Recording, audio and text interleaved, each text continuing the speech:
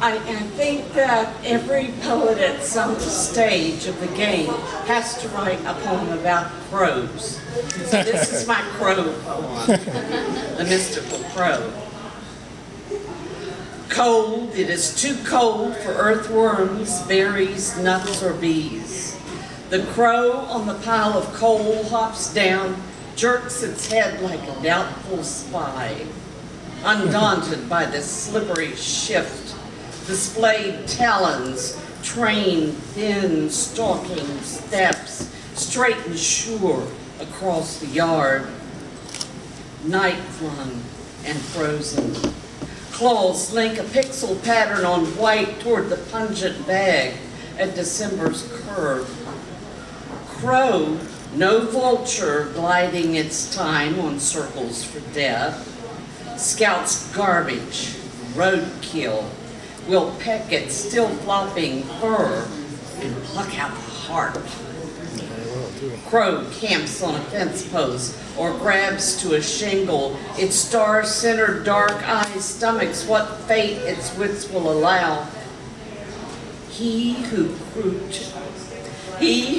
uses crow for a guide will often find his nose in feces, ancient Asian Turks have told.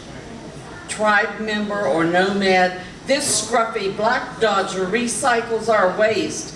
This bird, not beyond our myths of murder, has a taste indeed for baby mice and the means to survive among hostile wilds, no matter the cold.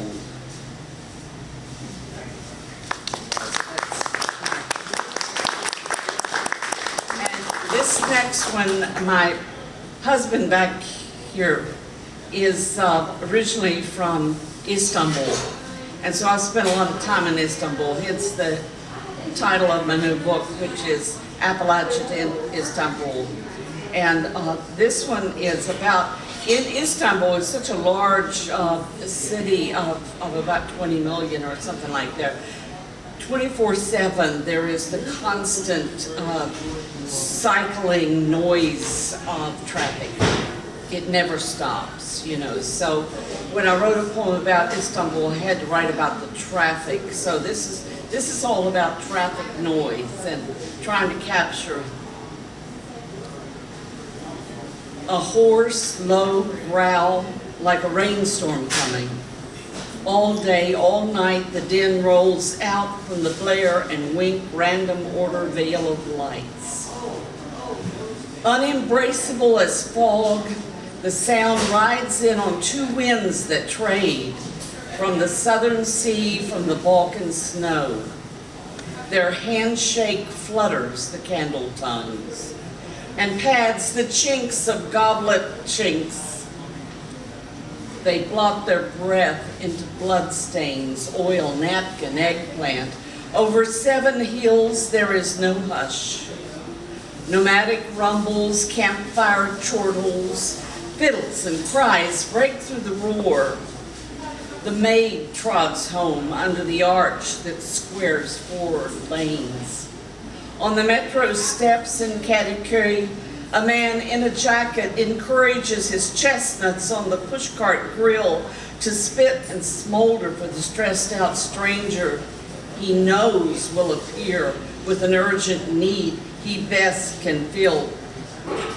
Only the ancient oak and iron doors of the underground cistern that's seen off a balcony from a hotel with a garden on a corner near the Hagia Sophia can lay hush to the scheme.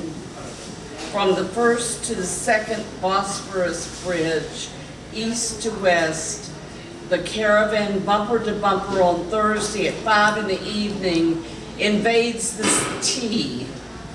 This on the move, so known, so familiar, and so willful occurrence, so constant as to be unheard, hums like the rub of a million hides in a chaotic spin of spring lamb slippers, a wheel of sound.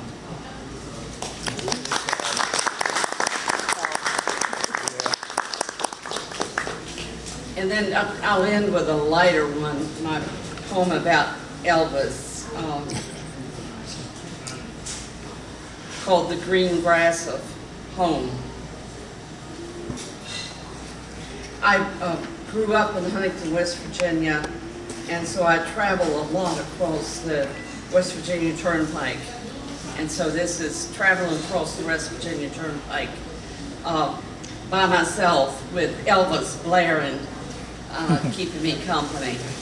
This is how this poem came about. The Green Grass of Home. When I turned 70, I began listening earnestly to Elvis again. Elvis is flashing in the car with me, going slightly above the limit on Memorial Day. All shook up into the winds, from the Blue Ridge to the West by God, scissoring a turnpike edge at Flat Top, dusting off I-64 near Beckley, where a bed spring 2-mile jaunt for fuel unwinds down into Pluto. Clover green is a hound dog's bed. Heading toward Charleston's Golden Dome Capitol, edging the Midland Trail, I ease out of the last toll booth, humming Return to Sender. Turn toward the Bob Evans Piedmont banks along the Kanawha River, where there's a cemetery as stuffed full of memories as an overfilled album. At the stop sign, I yield and go to decorate the plots and hug memories, hearing "It's now or never," loud and clear. Thank you so much. Yes, nice.